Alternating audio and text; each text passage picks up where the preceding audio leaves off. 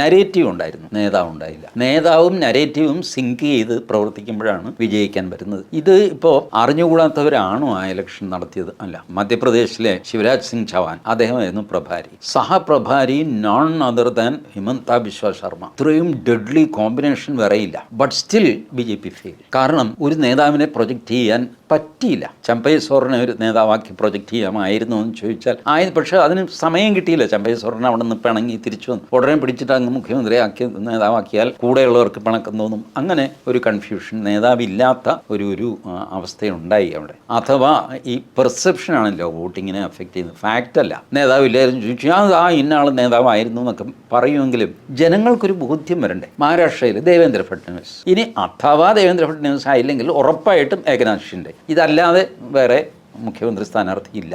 ജാർഖണ്ഡിൽ അങ്ങനെ ഒരാളെ കൊടുക്കാനുണ്ടായില്ല. ഇനി അഥവാ കൊടുത്തിരുന്നെങ്കിൽ പോലും ജനങ്ങൾക്ക് ബോധ്യം വന്നില്ല. അപ്പോൾ ആ ഒരു സ്ലിപ്പിലാണ് ജാർഖണ്ഡ് പോയത്.